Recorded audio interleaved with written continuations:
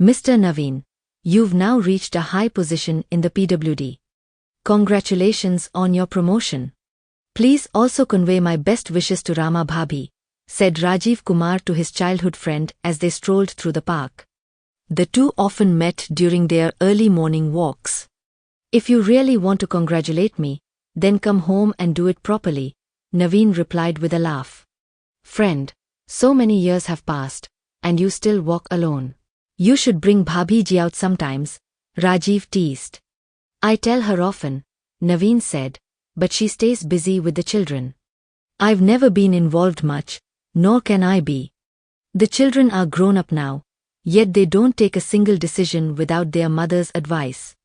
Long ago, I told them that whatever they needed, they could ask from me, but to leave me free from household matters.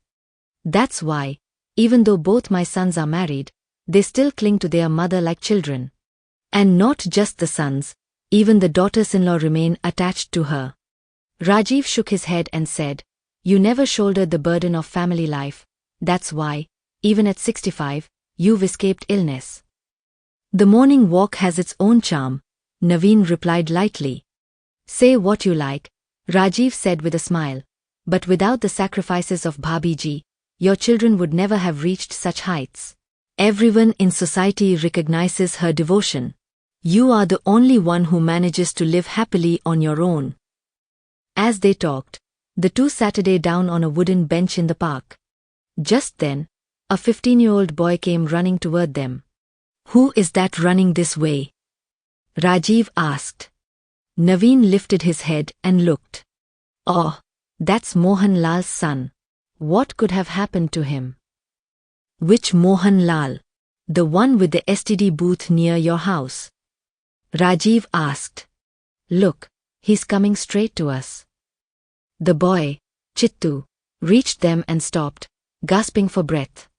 What's the matter, son? Why were you running? Is everything all right at home? Naveen Babu asked. Babuji, please come home. Ammaji, the boy gasped, struggling for breath. What's wrong with your Ammaji? She isn't calling me, is she? Naveen Babu asked, suddenly alarmed as he rose to his feet. Babuji, she isn't speaking. Something has happened to her, Chintu blurted out hurriedly, managing only those words. Naveen Babu's steps quickened toward the house. Rajiv Babu followed close behind. Even before they reached the door, the sound of weeping reached their ears. Fear gripped Naveen Babu, his heartbeat racing. Inside, the sight struck him deeply. Rama Devi lay on the floor, surrounded by his sons and daughters-in-law, who clung to her, sobbing.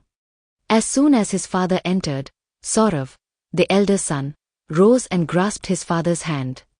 Tears streamed down his face. Father! Ammaji has left us, he cried. Saurav longed to lay his head on his father's shoulder and weep, but years of distance had made him hesitant. Naveen Babu had always kept himself apart, and the son could not find the courage to bridge that gap. The younger son, Gaurav, stepped forward in tears. Naveen Babu placed a hand on his shoulder and sunk to the ground beside Rama Devi. Age had dulled his strength. He could not cry out loudly, but the tears that filled his eyes could not be held back. His lifelong companion was gone. Rama had been the only one with whom he could share everything. With the children, he had never built such closeness. It was Rama alone who had endured his rigid nature and maintained the delicate balance between father and children. Though grief weighed heavily upon him, somewhere deep inside Naveen Babu felt a strange resolve that he had the strength to bear this loss. The rituals were carried out. Relatives and neighbors came, expressed their condolences, and left. Even though both Saurav and Gaurav were fathers themselves, each with two children, they felt helpless.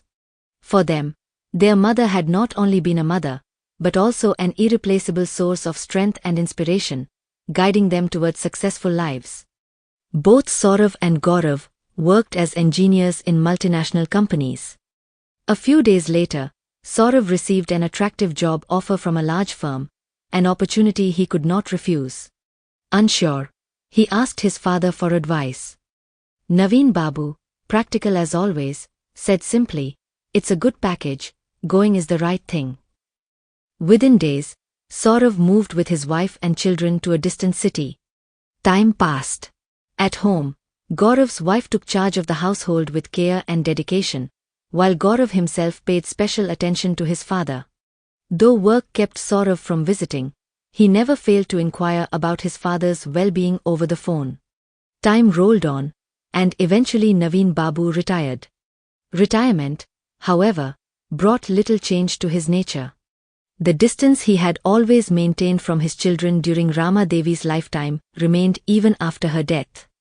Now, even if he wished, he could not bridge the gap he himself had created. In the end, Saurav arranged a position for his younger brother Gaurav in the same company where he worked. The offer came with an excellent package, and once again, father advised, "You should go." Gaurav urged his father to come along with him, but Naveen Babu refused. From the very beginning, Naveen Babu had never liked staying in his children's homes. Saurav urged him repeatedly to come, at least for a short while, so that the entire family could be together in one place. But Naveen Babu remained unmoved. No one could break through his stubborn resolve. He had no desire to adjust his ways to suit others. At last, even Gaurav, with his wife and children, left the city to live with his elder brother. Bound by the demands of their jobs, both brothers found it difficult to visit their father. They spoke to him on the phone instead. But Naveen Babu, never one for long conversations with his children, would end the calls quickly, saying only, "Everything is fine." Time passed. Naveen Babu continued his routine. He went for walks, prepared his meals, watched television, slept long hours, and read the newspaper. Before long, the monotony of this daily rhythm began to weigh heavily on him. No one came to the house, and no one left. The silence pressed in on him. The house felt suffocating, as if its walls were closing around him. He missed his children. Life was now on its downward slope, yet his health remained sound. During his morning walks, he met Rajiv Babu, who often shared his joys and sorrows. Rajiv's daughter-in-law, son, and grandchildren loved him dearly, though small quarrels sometimes broke out among them. Still, Rajiv was an inseparable part of a large family, sometimes happy, sometimes sad, but never alone. His wife had passed away long ago, yet he remained tied to his family in one way or another. Naveen Babu, in contrast, searched constantly for new ways to occupy his days, but nothing eased the emptiness within.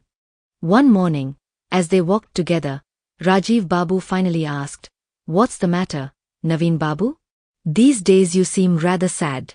Is everything all right at home? The children aren't in any kind of trouble, are they? Or has your health begun to fail?" No, my friend, nothing like that. Everything is fine, yet still, my mind feels unsettled," Naveen Babu replied hesitantly. "As far as I can tell," Rajiv said with a chuckle, "even after sister-in-law passed away, you were not this sad. You never showed much interest in your children, you never lacked money, and as for health, at your age, no one could be healthier than you." With that, he broke into laughter. But as the days passed, the smile slowly disappeared from Naveen Babu's face. His life began to feel dull and empty. He often thought to himself, "Rajiv's sweet and sour life is 1,000 times better than mine." Alone in the silence of his house, he would reflect on his past. Now, with nothing left but time, he was forced to face the truth. Gradually, he began to recognize his mistake. All his life, he had built walls around himself, never allowing relationships to truly enter. He had never learned to share in the happiness of others. And so, even without any real sorrow, he remained sorrowful. Perhaps, he thought, there was no one in the world more miserable than himself. Rajiv Babu, meanwhile, often came to visit him. Pouring out his own joys and sorrows to Naveen Babu, he always felt lighter. In his eyes, there was no one more fortunate or wiser than his friend.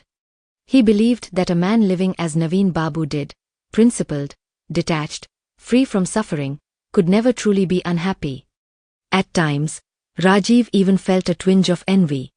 Look at him, Rajiv would think, even with everything so simple, his sons and daughters-in-law take such care of him from afar. And then look at my life, sometimes I quarrel with my elder son, sometimes with my daughter-in-law, and sometimes I scold them myself.